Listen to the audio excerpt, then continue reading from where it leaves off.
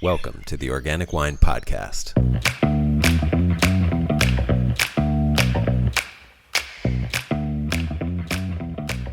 Hello, this is Adam Huss coming to you from Los Angeles, California. Thanks so much for listening. Hidalgo, Wetumka, Norton, Cloeta. If you haven't heard these names before, they are American heritage or American native wine grape varieties. And they're just a few of the dozens of native grape varieties being grown at TerraVox, or Vox Vineyards, just outside of Kansas City, Missouri. Missouri is the site of America's first and oldest AVA, by the way, so it has a long and fascinating wine history, which we get into in this interview. In the current American wine industry, built as it is on imported European varieties, these American native varieties haven't had much of a voice, but Jerry Eisterhold and Jean-Louis Horvilleur are helping to change that. Jerry is the founder and proprietor of TerraVox, and Jean is the winemaker and vineyard manager. TerraVox means voice of the land. TerraVox is a living museum of the diversity of American native wine grapes. But more than that, it's an example of viticulture as a dynamic process. And while this interview is chock full of amazing insights and information, these are the 2 points that I hope you'll hear most clearly, that fostering, preserving, and celebrating diversity is the key to creativity, innovation, and resilience, and that the best viticulture is a dynamic process built on the ability to continually adapt and incorporate diversity. Celebrating diversity and process-centered rather than varietal-centered viticulture are the keys to eliminating short-sighted decision-making and to building adaptability and resilience into the American wine industry. I want to thank Jerry and Jean for giving us a great example of how this can be done through TerraVox. Enjoy. Jean, Jerry, welcome. Thanks for doing this. Oh, thank you for having us. Yeah, thanks. Jerry, you are the owner, proprietor, founder of Vox Vineyards and TerraVox, and Jean, you're the winemaker, vineyard manager. And I know some people will have heard about you because you guys have done a pretty good job of getting out the word about what you're doing. But, I think there's a lot of people that haven't heard about you, and I think what you're doing is pretty cool and unique. And I want you to, if you could, just sort of talk about what that is. Like, why are you guys special? Well, we're special because everybody's special. But in particular, in my day job, I design museums. And this kind of is an outgrowth of that, because in a way, it's kind of has a mission of sort of cultural education as it does about wine. Now, nobody is going to want to drink a wine because it's culturally educational, but still, it's making people aware of the value of something that can come from a particular place, and it's kind of an exploration of diversity too. It's just the idea that there's things that remain to be discovered in many dimensions of life, and certainly Native American grapes are one of them. I bet you might be surprised to find that some people would like to try some wine just based solely on cultural, a cultural heritage aspect. So what you guys are growing? How many different varieties of native grapes there? Well, I don't really know, but we started with about 60 and kind of weeded it down to about 40, and we're trying to get down to around 20. And then we discovered a guy that was breeding grapes from more Native American grapes, so we collected another 25. So it's while we're trying to tamp it down, it's still, well, if you set off on a course to explore diversity, you got to kind of play the tune. And I say about 60 because when you get these, in the main, these are things that you just can't go out to a nursery and buy.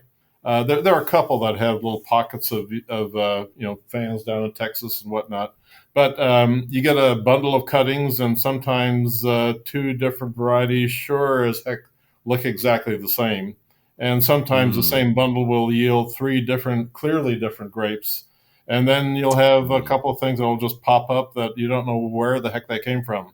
So I have yet to actually get a hard number on how many varieties we have. So that's why there's always that kind of fuzzy approximation. But I think the fuzzy approximation is also appropriate to what we're doing. Well, and you're making some pretty good wine from it. I mean, I want to like steal your thunder, but you have you've won some best in show with your Norton, if I'm not mistaken, and you have some just incredible track record with getting recognition for the wines that you're making from those Well, natives. two years running, if I may say. I think the first accolade I had, and this is after being at it for about 10 years, was from my French wife who announced over dinner that she would actually put this stuff in her mouth, and that's when we knew that we were on our way. I think you could have no higher award. Honestly, that's pretty good. Yeah, I was gonna print that on the label for. Well, I did print that on the label for a while. I'd take that. I would just quit then. I mean, and so I actually had, I think two of those, or two vintages. I like a vertical of those. Maybe it was both of the winning ones. And absolutely can say they're incredible. Stand up to anything being made out there. It's anybody who hasn't tried native, or has prejudice against native grapes, Native American grapes. They haven't tried your wine. It's Hmm. incredible.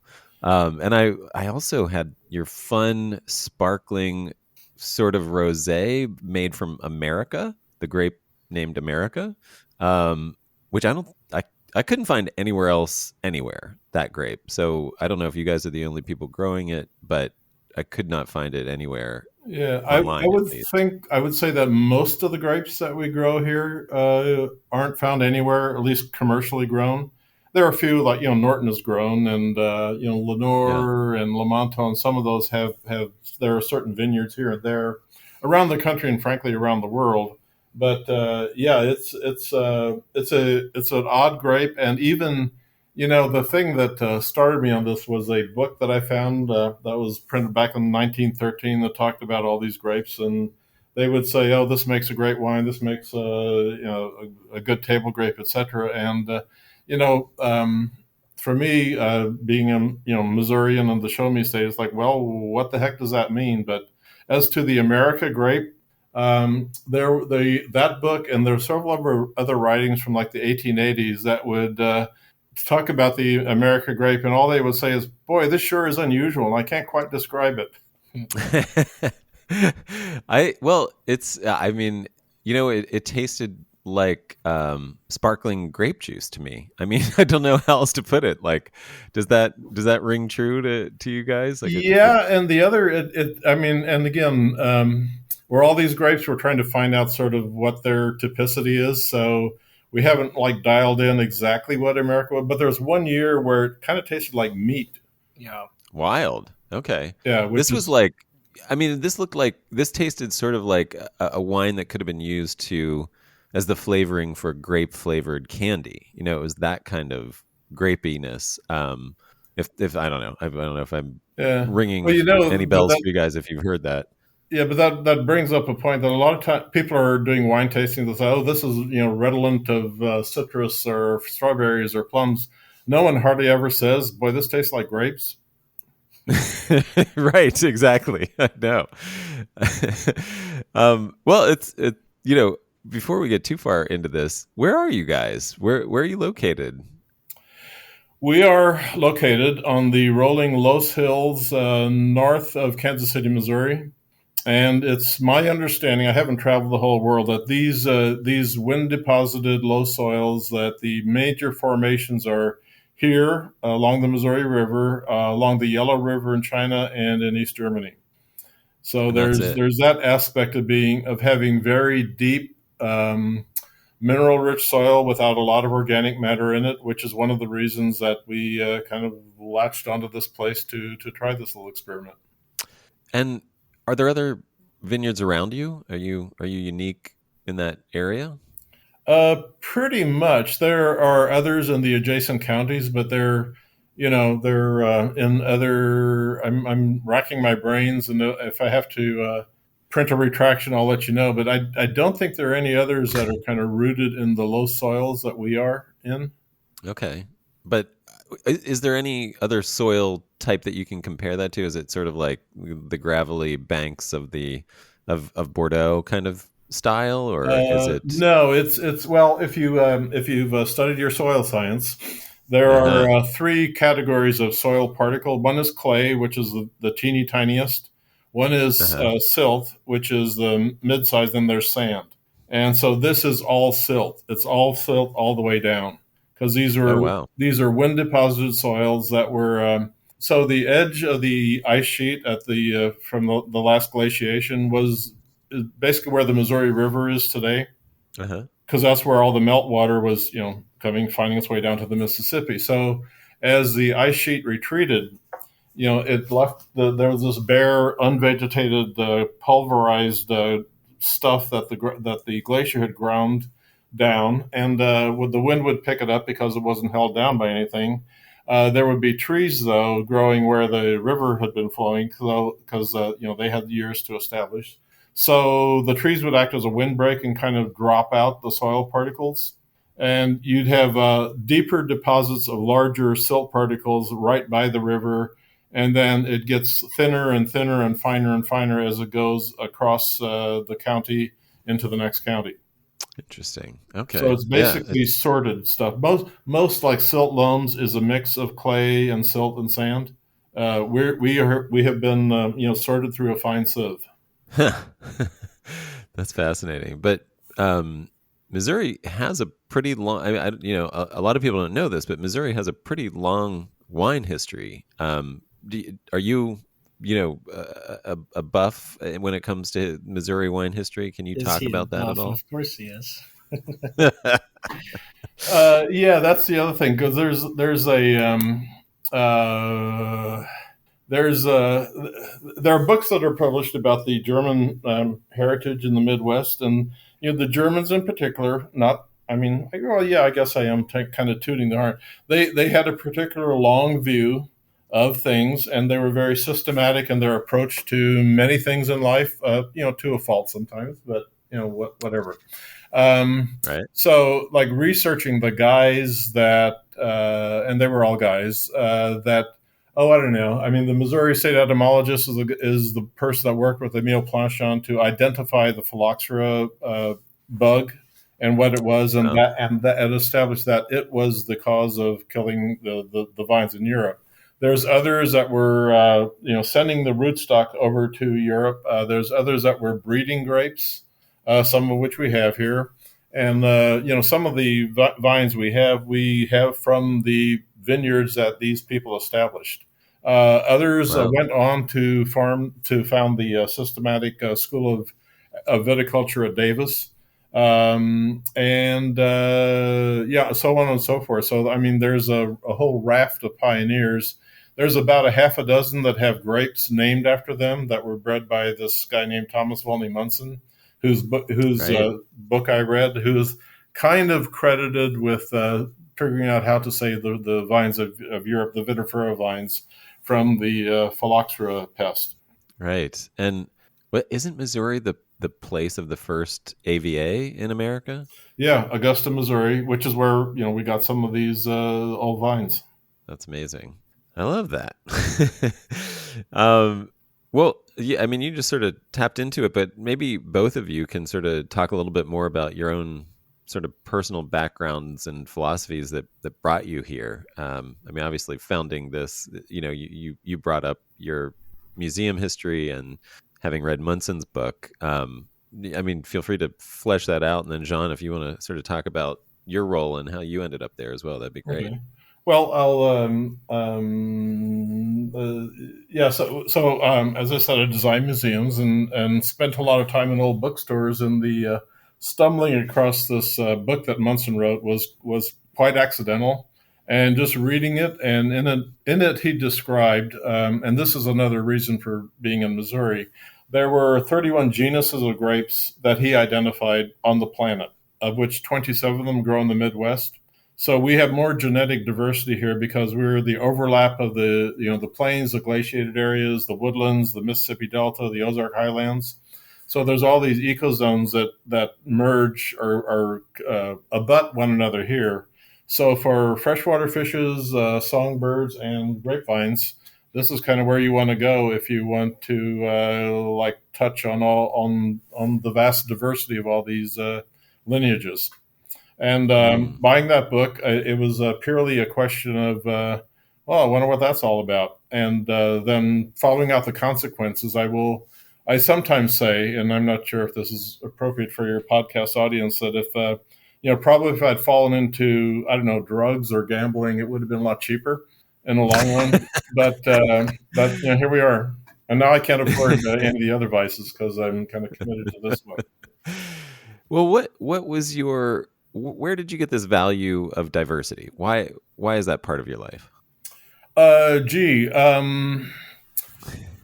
well, in the museum job, and I mean, this isn't the cause. This is just another effect. But there's we've done probably more civil rights museums than anybody else in the country.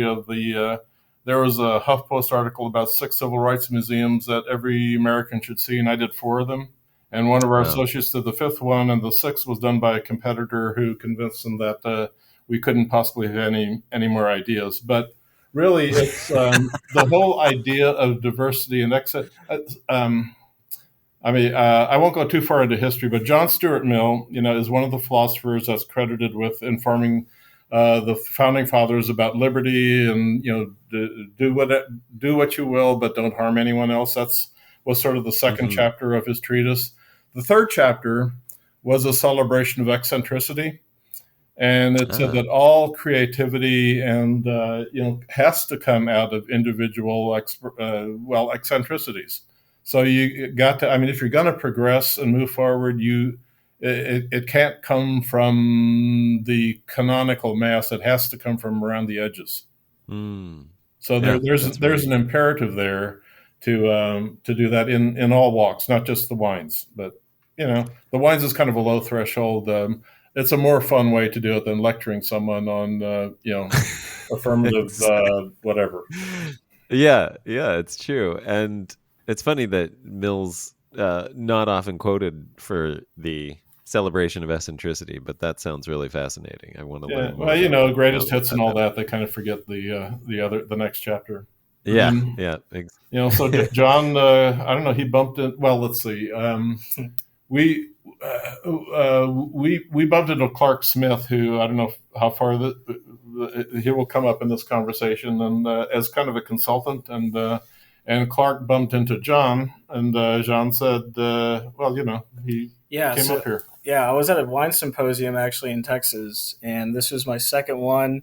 I was kind of getting out of that green role and really taking the industry seriously because this is a passion and a dream come true for me. So I ran into Clark. I was the young one around, and we talked. I shared my ideas and my passion, and I guess we kind of just hit it off really well. And then a few weeks later, when I called him about any other exciting opportunities, actually serendipitous. It was kind of so I talked to him. I was like, "Are there any opportunities you have for me? Is there something on your horizon that you know of?" And then he said, "That's funny. 15 minutes ago, I just got off the phone with this guy in Kansas City who's working on a really cool project. How's your lab work?" And right from there, I got the interview, and that's kind of what set the ball rolling of me moving from Texas to Kansas City. That's nice. What was the importance of the lab work to this job? I think that was just like a basic All where right. are you Right. with your wine education? And at the time, I was Got it. wrapping up my Texas Tech wine cert. Well, I'll back that up a little bit because as I said several times already, I already have a day job. So the Yeah. winemaking was all pretty casual. It's kind of, what you could do over the weekend with friends and neighbors and, the old Huck Finn trying to convince your friends it's fun. And then next season Help you me have to paint make this new pen. friends because they discovered it's a lot of work. Um, Yeah. but so we were talking to Clark about how that if we're going to get real about this, we have to get systematic about what the heck we're doing. We had one of the stories we had. So Norton is one of the grapes that will hang on the vine for a long time. So I think one year we had 26 different vintages because you pick some one Saturday and then the next week and the next weekend. And Clark came up Wow. and did a blend of those. and brought it back to his Appalachian America, and it got a double gold. And I think Dick Peterson said it was the best, finest Norton he'd had in America, et cetera, et cetera. But I had no friggin' idea how it got to be that way. So that's when it was like, yeah, we should probably try to at least, document whatever the hell we're doing, and, maybe take some pH measurements or something like that. Well, you might have gotten lucky, but it could also be a testament to the quality of that grape. I mean, now that John's there, who knows what you'll do? You might, it might be you might win the Judgment of Paris with a Norton at this point. Well, who knows what we will do is exactly what we're trying to address. Well, John, what appealed to you about this project when you learned about it? Well, it was a few things. So one factor was, not selfishly, but selfishly, I was really looking for an opportunity to prove myself and kind of show like this dream that I have is can very much be a reality. But from the start, so I grew up, so background, I'm part French, part Nicaraguan, and I was born and raised in Houston, Texas. And I had a pretty good exposure to wine, having French and Hispanic parents, and having access to wine and really appreciating like the thought and the time that went into it. I wanted to go outside of the cabs, the pinots. I wanted to try something that was totally different. So one of the first grapes I really dove into were Tempranillo and Viognier, and then sometimes some of the Touriga Nacional, Alicante Boucher. Those really piqued my interest. And then as it was, meeting Jerry and then meeting Clark, finding out that these grapes, I remember the day I interviewed, Jerry asked me, how many grapes have you worked with? And at the time, I think I counted 21 or 22. And he kind of smirked and said, well, we have like triple that. So I was very much excited for that, just because, looking at the grapes, how globular the berries can be and the tasting profiles, and how it's really unique and completely different than anything you've ever tried. And the kind of thoughts that go in your brain, the feelings that you kind of experience with these grapes, that really is, the biggest thing that tied me in. That's great. Yeah. That sounds like an amazing opportunity for me as well. I mean, I hope I would salivate at that as well. And it's a good transition to talk a little bit more about those grapes. I mean, can you talk, since you're the vineyard manager, can you give us a sort of overview of the vineyard, how big it is, how it's sort of laid out? You guys have we'll just plug your website right now, because you have a really cool map of the entire vineyard with, some of your varieties, you have a single row through the vineyard. Can you just but give us an overview and sort of give us a picture of that? Well, rolling hills. So the original planting, which took about 16 years to collect the vines and get the goal is like 12 vines of each. So you have Wow. a couple of gallons, so you can at least see if it makes a good wine. And Right. when you do an experiment, sometimes the answer is no. And one of the reasons the wine is good is that the wine that is bad just goes down the drain, and you have to just be rigorous about that. Right. We're also so what we're doing right now, though, is once you discover one that you think has promise, you have to propagate it, and propagating means we got to do it, because you can't just go back to the store and get more. And as we're doing that, though, we're trying to do a kind of A/B testing. Like, here's a eastern slope, here's a southern exposure, here's the top of the soil is at the top of a hill, and the bottom of the hill and the shoulder of a hill will be distinct from one another, because at the bottom you got a little more moisture. It's been collecting organic matter over the years that rolls down, and those vines, besides each vine having its own slightly different personality, each of those locations will yield a slightly different growth characteristic. Sure. There's one called Volney. So Thomas Volney Munson. I mean, he named it after himself, so he can. Well, that's probably a good thing. We had one survivor that was just a scraggly little thing on a particular plot of ground. Moved it down to the bottom where it's got more consistent moisture, and it's just the most vigorous thing you could ever imagine. But these varietals are all different in their growth characteristics in terms of vigor and shyness and all that, and how much how dense the canopy is, how open, and on and on and on. So it's keeping track of all these hundreds of variables, which is one of the things John's trying to document and get a handle on. Yeah, did you want to add to that, John? Yeah, yeah. To sort of backpack off that, so if you pull into the property, right when you pull into the driveway, immediately to your left is the east block, and that block was planted in '96. Mm-hmm. And that was, I always call it, when I give tours or I talk about who we are and what we do, I always call that like our Genesis plot, so to speak. So that's kind of where the shovel went in the ground first and the first plantings went down. And when was that again? How old is the vineyard? That part of the vineyard? Yeah. 96, okay. Yep. And from there, once Jerry got a better idea of what grapes work and kind of satisfy typicity and, how much more can we stretch out, wine styles in the winery, in 2000 kind of manifest destinied west towards, more blockage, or I guess square footage. Blockage is not a good term. Acreage, rather, make it more appropriate, acreage. But yeah, those different blocks. We have the east block, which is the Genesis block, the center block, and the west block. And then, all in all, that's about 7 acres. Then I would say, 4 and a half years ago, 5 years ago? 5 years. 5 years. We extended 7 more acres. And basically the grapes that, as we've now dubbed it, the flagship grapes, flagship wines that, we've pretty much, this is how the wine's going to be from here on out. Kind of just spread more of them out into the vineyard, and we're already seeing beautiful fruit on it. And this past year, we had quite the increase in our yields. So the interactive map that you're talking about can be found at voxvineyards.com. And I think we're also going to add another domain to it, TerraVox.wine.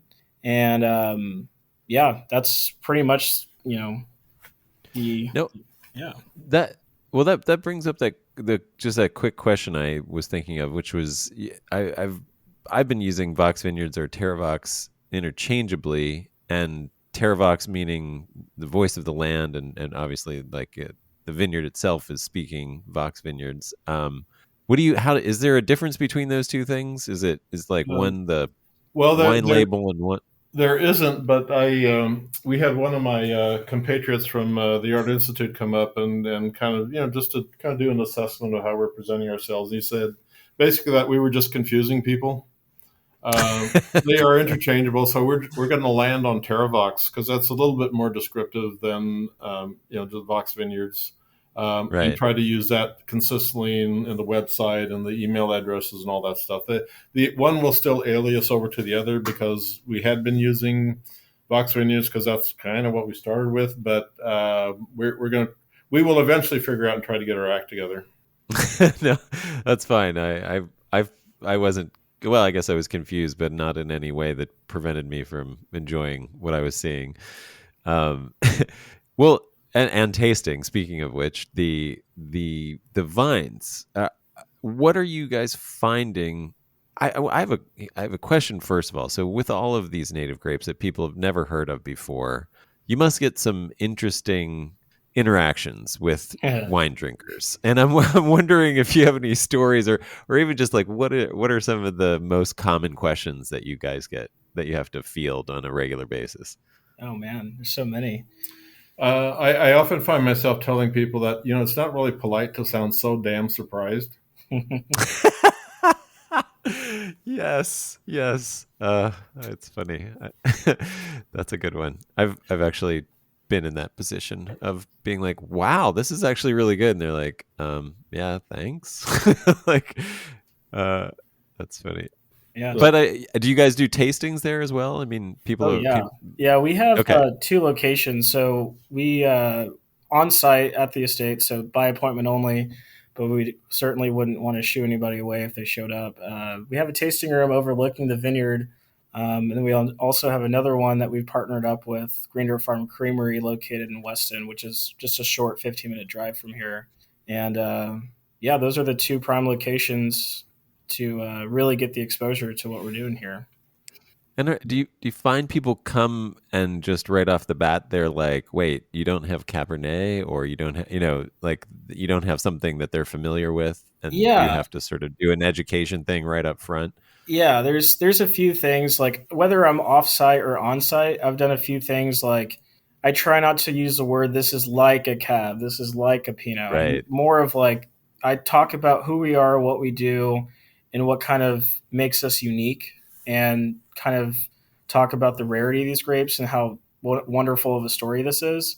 So Yeah. I talk about the grape first, and then after a few glasses, they catch themselves saying like, "Oh, it is like a cab," and then they kind of catch themselves in like self-correcting almost. So with Right. you, it's more about once you're here and once you try the wines and you kind of get the, you know, for lack of better words, understand the vibe and the feeling, the feel that's out here.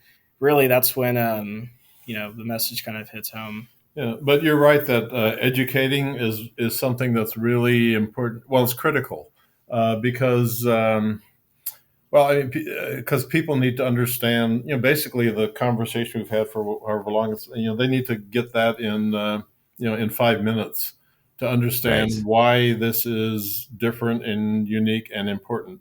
Because How do you do that? if you think about That it, if people don't go into restaurants and say, "Yeah, give me a Wetumka," because they have no idea what a Wetumka is or even that it exists. Mhm. yes, someday. This is our goal. But yeah, so how do you do that? How I mean, what do you say if I come in and I'm like, "Oh, I've never heard of this," or what's going on here? Well, if What's if you're the here, we can probably get you interested in what's going on. just try It's this kind of thing? yeah, yeah. Well, just you go out, you look out over the vineyard, you see that there's more varietals out here than you can shake a stick at. So that starts people thinking about. I wonder what all Uh, this stuff is about, and from there you can kind of tell the story. Yeah, and how if it's many different wines are you? Oh, sorry, go ahead, John. oh, I was just gonna backpack off that. If it's offsite, the very first question I ask is, "Hey, we're TerraVox. Have you heard of us before?" And I know they're gonna say no. And from there, I have like a 45 to like a minute spiel, and they pretty much are like, "Okay, yeah, let's try some wine." They really want to jump onto it quickly after that. And yeah, I guess what are the how do you do that? I mean, like, how do you in the what we call the elevator pitch in Hollywood? What is the Mhm. elevator pitch for TerraVox? So it pretty much starts off like, have you heard of TerraVox? This is who we are. I tell them a little bit about the story about the, Munson, Phylloxera. And then since being in Kansas City, a lot of the things that's really trending as far as like recreation is the history behind Prohibition. So I touch into a little bit about Prohibition. And from there, I bring in kind of roll out this is Jerry. He's the owner. He's a founder. We found these grapes and propagated them from the start, and then tie that into the wine. And once the wine is discussed, and I see that natural questions come up, that's when the wine kind of starts pouring, and then from there it's excitement and wonder after Yeah. that. But I mean, to like Uber answer your question. I mean, we have a number of narratives that we've developed over time. But right now we got like a PowerPoint that's half a gig with all this stuff.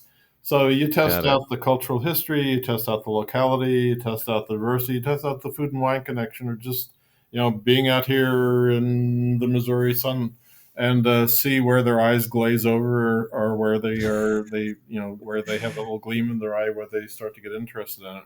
Yeah.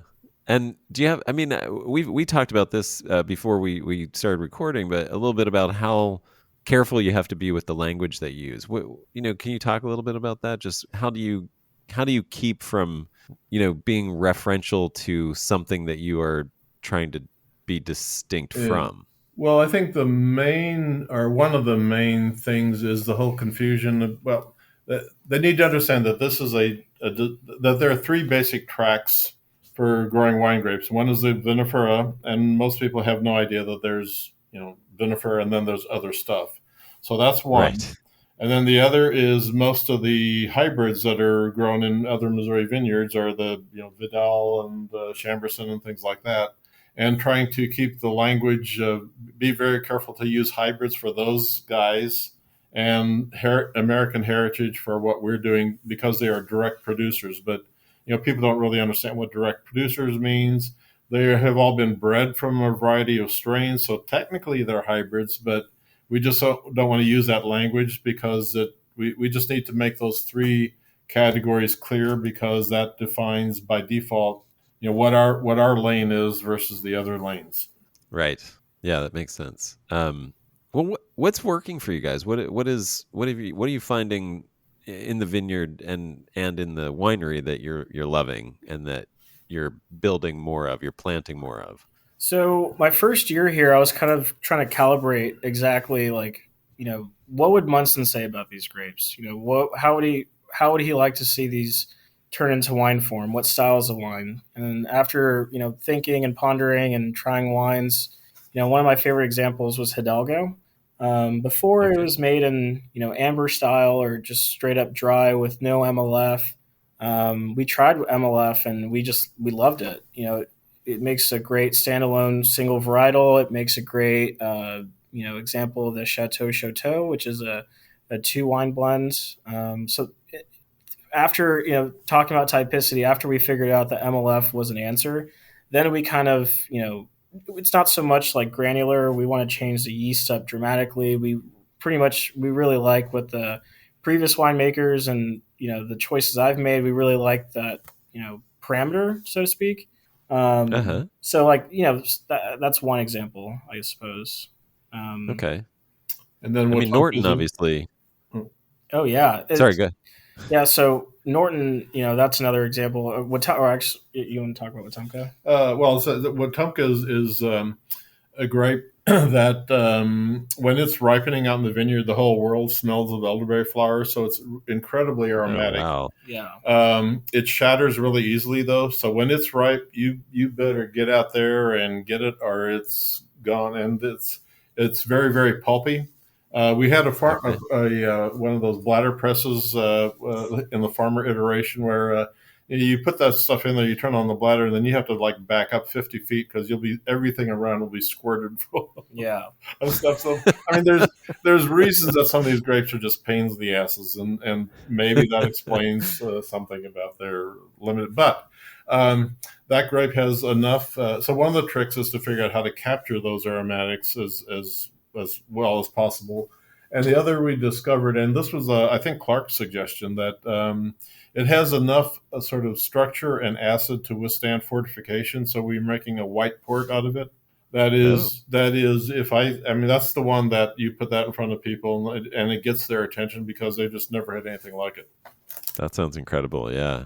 Wow. Well, and then Norton is pure native as far as we know, right? Or do you know more about that than I do? Virginia, right? As far as we know, yeah. One's called Virginia Seedling. Brought Estevelis it's Estevelis, right? Yeah, and brought to wrong? Missouri by was it Jacob Rommel, who there's a grape we have called Rommel that was bred by Munson, named after him. Rommel also created the Elvira grape, which is the main grape that's planted on the Azores.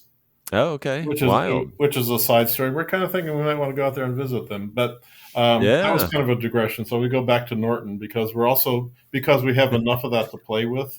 We're kind of deconstructing it, making a rosé out of the juice and then making a wine out of the stuff that remains and playing with ports and things like that, just because we have something to play with. And then there's a couple of rosé styles that come off of that. Yeah, we have the Saunier version, which isn't made in true Saunier, where macro-oxidizing, and then we have just more of the reductive form of that called the Sunny Slope. And then last year, or for the 2020 harvest, I made a pet nat out of it, and it turned out to be really nice. It's always scary making pet nats. I think most winemakers would, I guess, agree with me. So yeah, that's different ports, different rosé styles. I think we have 1, 2, 3 lots of the Norton Reds, and then the pet nat I just mentioned. That's nice. I mean, so Norton, how does it grow? It's small clusters, as I understand. It's not super productive. Is that correct? Well, what are you finding? Yeah, it's small clusters. So here is, so I was out in the vineyard with Clark, and I forget who Clark called, but it's someone that had worked with Norton. So a lot of the grapes are trained as cordon pruning, and if you know your pruning styles. And this guy had divined that the Norton puts out the best fruit from canes and puts out the better fruit from the first, second, and third buds will be not as productive as the fourth, fifth, and sixth ones farther out. Oh, So wild. we're laying down a couple of canes and getting more fruit farther out away from the trunk than near the Huh. trunk. So that's a little thing that, thanks for telling me, because it would have taken a while to figure that out. Yeah, that's great. I'm glad we got that on the recording Yeah, here. and that really ramped up because you basically have double the buds out there, and it's a very, very vigorous grower as opposed to some of the other varietals. Yeah. Oh, okay, it is. Okay, that's good to know. How would you describe the color and then the resulting flavor of, like, if you make a red out of it? The reds that your double golds and things like that. How, for somebody who hasn't had it? Yeah, I mean, right off the press, even right off the crusher, it's just going to stay in your hand. It's so dark. And, one of the philosophies that I've kind of learned as I started out was I really not trying to make a Norton taste like a Nebula or a Cab or whatever. I'm not really trying to manipulate it in that way. I think more of the philosophy is about what is this grape trying to be, and kind of put a microphone and let it speak, so to speak. That's kind of like the philosophy behind the winemaking. And in terms of it, to that, I'm not adding a brand new French barrel or European or American oak barrel. I really want the Norton grape to kind of go as it wants to go. So it's a lot of neutral barrel aging. Right off the press, it has this beautiful, like, peppery sort of smell. If you were to grab all the stems and the jacks, it has that initial aromatic, and then as the juice precipitates during if you have collect the juice, separate the gross lees, and throw that into the what's remnant of the fermentation. It really lightens up a lot. A lot of it precipitates out, and it's not just because of bentonite or any kind of fining additions or anything like that. It just really has I don't know. It almost seems like it was meant to be grown here. Huh. And yeah, I mean, so how are you making it? So are you doing a whole cluster? Are you destemming and then? Yeah. So initially, I crush into stem, and then we just got a new press, so we're still trying to calibrate exactly how much and how long we want to press for. But I think we nailed it pretty well this year. But initially we want to take the juice off, and not to the point where it's completely just dried pumice, but we want to take enough juice off to ferment the juice, or cold soak or prepare it any sort of way, and then everything that's left.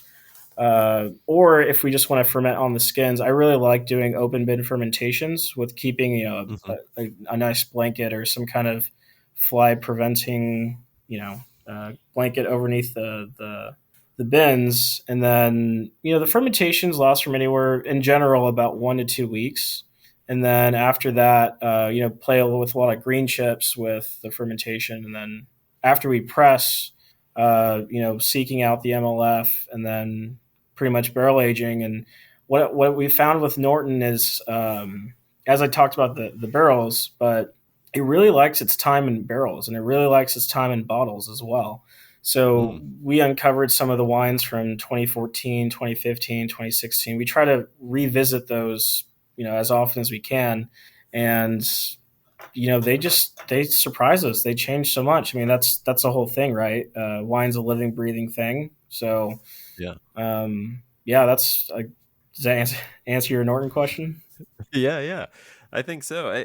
I had sort of a random question here. Do you have varieties that are sexed, where you have to have a male vine out in the vineyard for pollen's sake because they're sexed vines? Not anymore. There were Okay. a couple in the first tranche of things that we planted, but they just were not productive enough, so out they went. Okay, got it. All right. So Norton is self-fruiting then. It's good to go. They're all perfect flowers. Nice. Have you guys experimented with any vines from seed? Johnny Appleseed style, Johnny Grapeseed style? I think we both looked at each other and Yeah. So there's another bunch of those, and we don't have enough bandwidth, or even. I mean, those guys are bred grapes when they go in with little tweezers and the but there's enough seedlings that came down that we took a few Uh-huh. rows and dedicated them to seedlings. So Anything interesting happen yet? Anything to well, talk about? yeah. I mean, last year we only had some, I don't know, half a dozen that produced fruit. The rest are still in abeyance. But Uh-huh. yeah, we made tiny little batches, and kind of looked at each other, and it's interesting stuff, and it's the seeds from a particular grape don't necessarily come up, um, Oh, the same. right. Yeah, every seed has slightly different genetics, right? I mean, it might sort of have a lot of similarities, but you're essentially getting a new vine, a whole Yeah, new so vine, it's right? it's definitely a crapshoot, but at this point we're so far into crapshooting that what's another roll of the dice? Yeah, you guys are the perfect ones to take a crapshoot. I'm glad you're doing that. That's great. I think. I mean, I honestly think what you guys are doing is the future. Like, it's I mean, you're doing the hard work for the rest of us who are going to come along and be like, oh, well, they figured it out at TerraVox. These things work, and yada yada, and things that you guys are growing from seed will be the Well, cloned so there, I'll say varieties of the two future. things to that. One is that one of the things that attracted me to the Munson book initially was, besides the grape, that he was also an inventor and a philosopher, and he had this whole idea that it wasn't enough to just have something in your head; you had to actually work it out in the real world. And Yeah. there are people that you will see books coming out now that are all about that. That it's not just your brain; it's your body, your environment, your interactions, and so forth. So there's the whole idea of dynamic agriculture and things are not fixed in perpetuity, that you still need to work with this stuff going forward. And then the other is I don't know, the sort of the limitations of planning and thought. In fact, I've actually been brought into a business school to do a little talk about just if you put out pro farmers and spreadsheets and all this stuff, at some point you just got to stop and do it. And if you think too much about it, you would never do it in the first place. So I'm not sure if that's a good life lesson for everybody, but because sure as hell, if we had thought about this 20 years ago, I could have bought a hell of a lot of really good wine instead and just sat in my and sat and drank it. But Yeah. it's more I'm interesting glad. this way. I'm glad you didn't. And if let me try to clarify what I think you were saying and tell me if I'm wrong. I think what you're saying is the work that you're doing is not an attempt to land on a new version of Cabernet that happens to be a native American grape. What you're saying is this is an ongoing process. You aren't laying a foundation. You are just showing the way for the process that we need to continue forever to continue to adapt and change and make agriculture a dynamic living thing that will that can continue and be sustainable because it will always be able to grow and change and adapt to whatever is happening in the world and that kind of thing. Am I Yeah, phrasing that? and I can I can send you citations if you want further reading in that matter. There's a Paulo Trello, who's an author. He talks about the two kinds of creativity in the world, and he said one is kind of like architects. They have a grand plan, they build this enormous thing, but the only relationship they have with it afterwards is entropy. But if you Mm, are gardening, it's not as dramatic on a day-to-day basis, but it's constantly changing and growing, and can live on forever. yeah, I love that. I think that's a really beautiful sentiment. Well, you do. I mean, these awards that you guys have gotten, has that gotten you some recognition? I mean, obviously, it is recognition. It's much deserved, just for bringing attention to the work that you're doing. Has it moved the needle at all for what you're doing? Have you started getting, Yeah, you it know, helps. I mean, it's we live in a world where more and more people are looking to everybody else to see what they recommend.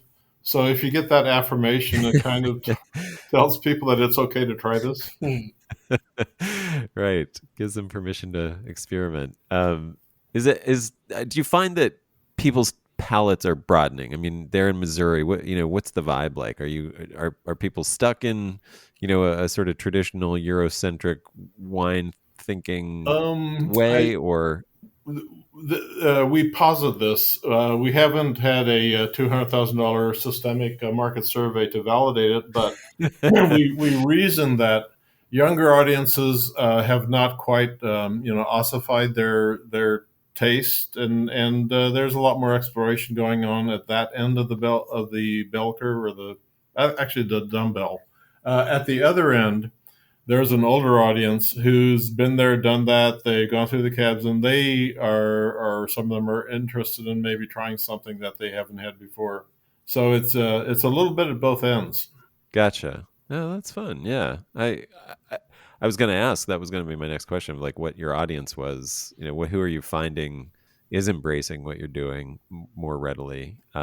Is there a type? I mean, if somebody's like a beer drinker versus a whiskey drinker, does that matter? I mean, do you find having a preference for some kind of something Actually, else? now that you bring that up, I remember one time we had a big group. I think it was like, I don't know, 10 or 12 folks that came by. And two gentlemen said that they don't like wine. They just really like their whiskey and their beer. And so we talked about Wetumka, how we can make a white pour out of it. We also made a sherry out of it, sherry style out of it. And Yeah. because of the fortification, and because I don't think they're really privy to, I don't know if they've had very much port in their, in their life. They really liked it, and they're like, "Wow, this." I think they said something along the lines of, "Wow, this is, I guess, the closest a grape can taste to whiskey." And it just, Yeah, because it reminded me of a single malt Scotch. yeah, Oh wow. Okay, that's fascinating. That's yeah, very and cool. as we talk about, people wanting to experiment with, their taste buds and all these different wines, that's part of the fun, right? Where it's if someone doesn't really particularly like whites, it's probably because they haven't had like a full bodied white before. So I kind of lean them in that direction. Or if they are getting a feel of what they like, and then kind of, since we have so many wines to choose from, and putting those in front of them, they really kind of find like their, I guess, measurement here. Right. That makes a lot of sense. Well, I mean, so if people do want to try your wines, what's the best way? Can we visit? Can we get you online? Do you ship? Yeah, we ship all over the place. We've actually sold a few wines to Alaska recently. Yeah, we get a lot of people from California, Texas, New York City, all over the place. So we can ship through UPS, and we have a third party. So there's a number of ways to do it. You can call us to kind of, what I like to do is get a feel for what your preferences are. And then as a winemaker, we kind of go through that and kind of choose accordingly for those who've either had it before and haven't had a bunch of the different varietals. Obviously, visiting the tasting room is super encouraged. Both tasting rooms, both on site and off site. And then the website is going through a little bit more of a makeover, and we're going to improve it with all this information that we have talked about. So that's another wealth of knowledge, and as well as our Instagram page, it's always buzzing with new things and more. I guess check us out. This is how we get more familiar with us, so to speak. Yeah, it's I mean, and that's voxvineyards.com, right? Yeah, and the Instagram No. handle is going to stay the same. It's at Vox Vineyards. Okay, great. And But the that's website will VOX. be TerraVox.wine. Yes. Okay. So eventually, yeah, so it will be TerraVox, and this will just resolve to that eventually. Yeah. And that's VOX, and it's right now it's Vineyards with an S. And yeah, I mean, I think it's already a really beautiful site. So the fact that you're adding more is even better. But I mean, it's funny. I introduced you to a friend of mine, and they do a lot of online marketing. They're like, somebody knows what they're doing with this website. This is beautiful. And it's really engaging right away, too. So well done on that as Well, well. thanks. Yeah, I mean, basically, we're trying to get the people to more quickly understand what's different and unique about these grapes, not just that it's a place that make grapes. So we're trying to move that Right. up front a little bit, and also trying to be a little more educational about about what we're doing and what it's all about. So, well, thanks for preserving all of these varieties, all of this diversity in what you're doing there, and I can't wait to drink more of it. Actually, thanks so much. well, come on by. Yeah. I can't wait. Yeah. Any closing words, guys? Anything you want to end with in terms of just letting people know about what's important about what you're doing? Well, I don't know. I guess Thomas Welding Munson would say you can't just like listen to this on a podcast. You got to actually drink the wine, because otherwise, what's the point? I love that. Well, perfect. Thanks a lot, guys. I appreciate it. It's Okay. great talking Thank you, to Adam. Thank you very much. Hey, thanks so much for listening. If you got as much out of that as I did, I would love it if you could give some feedback by leaving a rating or review on whatever podcast app you listen to. It's super helpful for the podcast to get attention and traction. And I really value the feedback and want to improve and know how I'm doing. So thank you for those of you who have already left some. I really appreciate that. And please, if you haven't, do leave a review. Thanks so much.